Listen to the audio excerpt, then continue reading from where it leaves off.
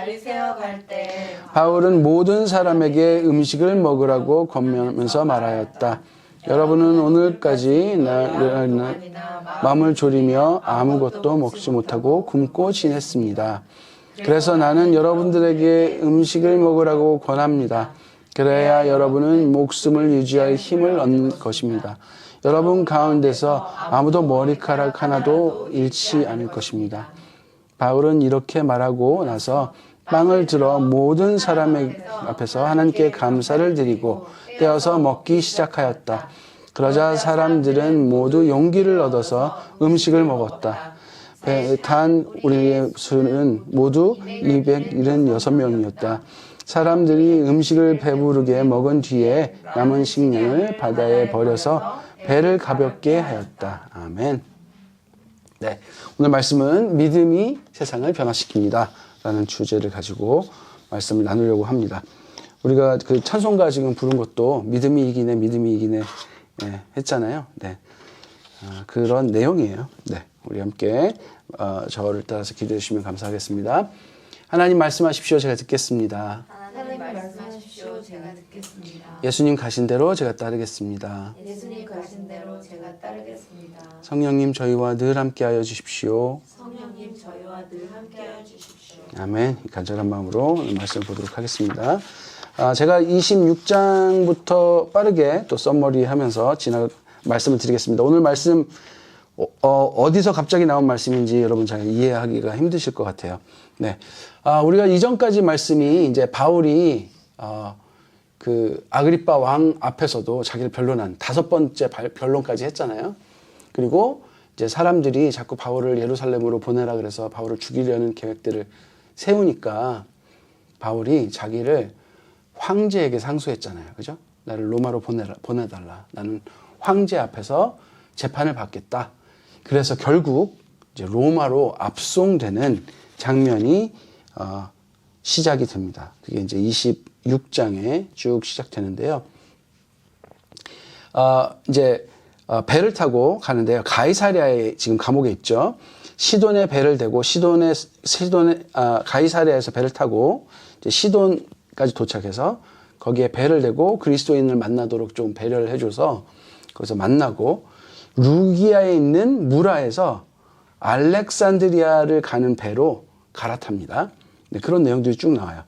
바람 때문에 겨우 라세아 성에 가까운 도시인 아름다운 항구 미항이라는 곳에 도착을 합니다. 이게 8절 내용이고요. 그 다음에 바울은 이 아름다운 항구에서 겨울을 나고 출항하자고 말하였습니다. 왜냐하면 겨울에는 이 바람이 그 목적지로 가는데 굉장히 힘들기 때문에 겨울 지난 다음에 가야 된다고 말을 하죠. 그런데 선원과 이 백부장, 그러니까 바울을 이끌고 가는 이 로마 백부장은 베닉스에서 겨울을 난 후에 이동하기로 해서 베닉스로 떠납니다. 순풍을 타고 가다가 유라굴로라는 폭풍, 이게 이제 유라굴로라는 폭풍이 아마 그 지역에 있는 아주 유명한 폭풍인 것 같아요. 아주 동북풍으로 태풍을 만나는데 이 태풍 때문에 떠밀리기 시작했고 이 폭풍에 몹시 시달려 다음날은 짐을 버리기 시작했습니다. 이게 배가 뒤집히려고 하니까 짐을 버리기 시작했고 사흘 뒤에는 이 장비, 그러니까 이 배를 운행할 수 있는 장비마저 다 버립니다.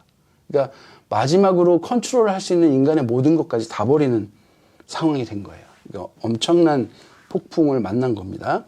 그래서 27장의 20절부터 보면요. 네, 이게 27장 초반부터 내용인데, 제가 읽어드리겠습니다. 여기 한번 같이 보십시오. 여러 날 동안에 해도 별도 보이지 않고, 그러니까 해도 별도 보이지 않았다는 것은 얼마나 많은 먹구름과 폭풍이 강했는지를 알 수 있죠. 거센 바람만 심하게 불었으므로 우리는 살아남으리라는 희망을 점점 잃었다. 점점 잃어서 결국 절망까지 간 거예요. 21절 보면 사람들은 오랫동안 아무것도 먹지 못하고 있었다. 아무것도 먹지 못하고 있었다는 것은 음식이 없었다는 뜻이 아니고요. 이 폭풍에 살아남기 위해서 지금 사투를 벌이고 있는 거예요. 누구 하나 거기서 음식을 먹을 겨를이 없었던 거예요. 그 정도로 사투를 벌이는데 모든 짐부터 장비까지 다 버렸는데도 지금 방법이 없을 정도의 폭풍 안에 있는 겁니다. 근데 여기서 일어난 일들이 바로 오늘 말씀이에요. 그래서 이제 21절에 보면요. 사람들은 오랫동안 아무것도 먹지 못하고 있었고 바울은 말합니다. 여러분은 내 말을 듣고 크레타 항에서 출발하지 않았어야 돼요. 거기서 미항에서 겨울을 나고 갔어야 돼요. 이 말을 하는 겁니다. 그랬으면 이런 재난과 손실을 당하지 않을 것입니다. 근데 바울이 배에 대한 전문가도 아닌데 왜 이런 소리를 했을까 생각해 보면요. 나중에 여러분 고린도후서 같은 데 보면요. 바울이 탄 배가 난파된 게 3번이 넘는다고 하네요. 그러니까 바울은 배를 많이 탔나 봐요. 호송을 많이 다녔는지 모르겠어요. 그래서 이 지역에, 그리고 전도 여행을 많이 다녔잖아요. 이 지역에서 배를 많이 타서 어느 때는 쉬어야 되고 어쩔 때는 주로 무슨 바람이 불어서 어떻게 된다는 어떤 기본적인 지식이 있었던 것 같아요. 22절. 그러나 이제 나는 여러분에게 권합니다. 기운을 내십시오. 이 배만 잃을 뿐 여러분 가운데 한 사람도 목숨을 잃지 않을 것입니다. 이 전문가도 아닌 사람이 배 사람들과 이 군인들한테 이런 말을 하는 거예요. 바로 지난밤에 나의 주님이시여 내가 섬기는 분이신 하나님의 천사가 내 곁에 서서 바울아 두려워하지 말아라. 너는 반드시 황제 앞에 서야 한다. 보아라. 하나님께서는 너와 함께 타고 가는 모든 사람의 안전을 너에게 맡겨주셨다. 하고 말씀하셨습니다. 그러니까 하나님께 들은 말씀을 지금 사람들한테 말하고 있는 거예요. 그러므로 여러분은 힘을 내십시오. 나는 하나님께서 나에게 말씀하신 그대로 되리라고 믿습니다. 우리는 반드시 어떤 섬으로 밀려가 닿게 될 것입니다. 라고 21절부터 26절까지 말하는 장면이 나옵니다. 여러분 한번 폭풍 가운데 있다고 생각해 보십시오. 여러분이 배 전문가예요. 배에서 배 운전하면 여러분을 뛰어넘을 사람이 없을 정도로 배 전문가예요. 그래서 굉장히 먼 항해를 여러분들이 하고 있는 거예요. 그런데 거기에 잡혀온 죄수 하나가 막 하나님 얘기하면서 하나님 나한테 이렇게 말씀하셨는데 어디로 가서 키를 어떻게 돌리고 어떻게 하면은 폭풍을 피할 것이다를 말씀해 주신 게 아니라 뭘 말해요? 내가 로마에 가야 되기 때문에 나하고 같이 가는 사람들을 다 안전할 것이다라고 지금 말하고 있는 거예요. 그리고 나는 그 말을 믿으니 믿는다고 말을 하는 거예요. 여러분 이 말이 어떻게 들릴까요? 여러분 한번 생각을 해보십시오. 여러분이 그 선언이라고 생각하고 이 말을 어떻게 들리는지 한번 생각을 해보십시오. 기운을 내십시오. 아무도 죽지 않아요. 그런데 왜? 어떻게? 비가 멈출 것 같아? 아니면 여기로 가면 어디 피할 곳이 있는 거야? 그렇게 물어보겠죠. 근데 그게 아니라 내가 받은 사명이 있는데 하나님께서 나를 그 사명을 다하도록 이끌 것이고 그래서 나와 함께 있는 여러분 또한 다치지 않을 거예요. 왜냐하면 하나님께서 그 사명을 반드시 하게 하실 것이기 때문에. 이 이유라는 것이 이 사람들이 하나님을 믿는 사람도 아니고 굉장히 듣기 힘들었을 수 있겠다 이런 생각이 들어요. 여러분 한번 생각해 보세요. 여러분이 예수님을 안 믿었던 시절을 한번 기억을 떠올려 보십시오. 어떤 예수 믿는 사람이 와서 하나님, 내가 믿는 예수님이 있는데 정말 좋은 분이고 세상을 창조하신 분이고 여러분을 이끌어서 구원을 해내실 분이고 여러분에게 평화를 주기 원하시는 분이에요. 그래서 여러분이 예수를 믿으면 평화로울 거예요.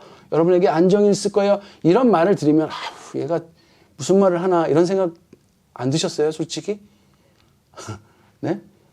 왜냐하면 예수님이 있는지도 모르는데 그 예수님의 말씀에 의거해서 말을 전하고 그것을 믿어야 된다고 주장하는 말이 어떻게 여러분 들리셨을지 여러분들은 한번 들어보셔서 기억을 떠올리실 수 있지 않을까 한번 생각이 됩니다. 자, 34절로 넘어갑니다. 그래서 오늘 말씀에 그래서 나는 여러분에게 음식을 먹으라고 권합니다. 라고 말하는 오늘 말씀이 진행됩니다. 그래 여러분은 목숨을 유지할 힘을 얻을 것입니다. 이건 너무 당연한 말이죠.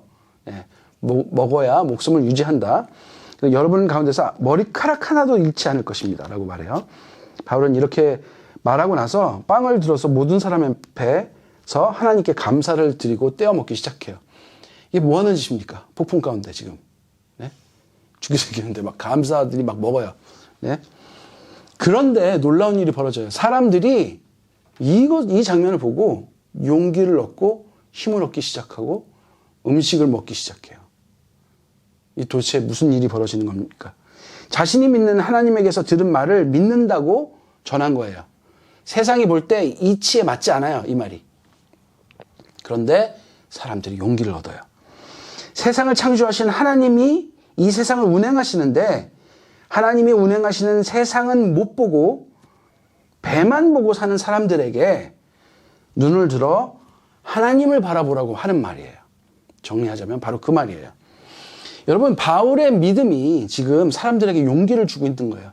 바울이 하나님을 믿는 믿음이, 하나님께서 하신 말씀을 바울이 철저히 믿는 그 믿음이 사람들에게 용기를 주고 그 사람들이 아무것도 먹지 못하고 폭풍과 사투하고 있던 그 사람들이 갑자기 평안을 얻고 용기를 내고 계속 살 희망을 갖게 되고, 왜냐면 지금 절망 가운데 있거든요. 더 이상 살 수 없을 것이라고 생각해서 음식도 못 먹고 아마 멀미도 심했을 거예요. 그런데 살 수 있는 희망이 생겼기 때문에 먹고 힘을 내야 되겠다라고 말하고 있는 거잖아요. 지금 그렇게 된 거예요. 바울은 항해 전문가가 아닙니다. 다시 말씀드리지만 배를 다루는 선원과 선장은 바울의 말을 들을 이유가 없어요. 뭐냐면 이 사람들이 배의 진짜 전문가이기 때문에 그렇습니다. 그리고 이쪽 항해를 밤낮 없이 했던 사람들이에요. 진짜 전문가들이에요. 그런데 이 배의 전문가들이 왜 바울을 신뢰하기 시작했을까요? 자, 여러분 이제 이렇게 한번 생각해 보십시오. 배는 세상이에요. 배 위는 세상이에요. 배 전문가가 배를 컨트롤해요. 배를 컨트롤해서 내가 원하는 것을 이뤄내요. 그런데 바다와 자연은 하나님의 손이에요. 하나님의 운행하심이에요. 배는 세상을 의미하고 선원들은 세상의 경험이 많은 배 전문가, 세상의 전문가들을 의미해요. 이 배라는 세상에서 우리는 선원의 말을 신뢰하고 그처럼 되기를 원하고 신뢰하고 따릅니다. 세상에서도 마찬가지예요.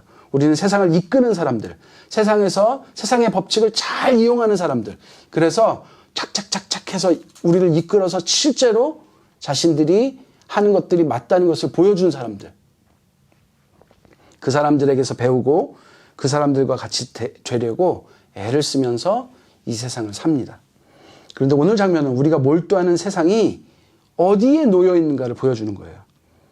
이 세상이라는 배는 바다 위에 떠 있고 바람과 날씨의 도움을 받아 움직여 왔고 폭풍이 불면 아무것도 할 수 없다는 것을 보여줍니다. 바다와 날씨는 하나님께서 운행하시는 이 우주를 의미하며 하나님의 손을 의미해요. 그리고 세상이라는 배는 하나님 손 위에 놓여져 있어요. 우리는 배의 방향을 조절하고 우리가 노를 저어서 이동하며 마치 우리가 세상을 움직이며 세상을 리드하는 것이라고 생각하고 세상의 주체가 된 것처럼 정말 자신만만하게 살아가지만 여러분, 이것은 착각이라는 거예요.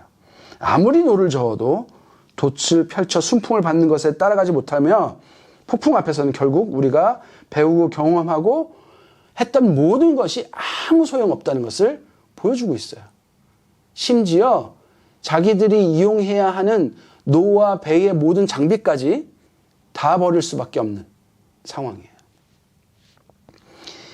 선원들은 자신의 모든 세상적 경험이 통하지 않는 이 자연 앞에서 자신의 세상이 무너지는 경험을 하였지만 하나님께서 운행하시는 이 우주 안에서 우리의 삶이 하나님 손 위에 있고 하나님의 계획을 알고 있는 바울은 너무나도 평안을 할 수밖에 없었던 거죠. 이 세상 사람들이 용기를 얻게 된 것은 여러분, 믿는 자의 믿음 때문이라는 거예요.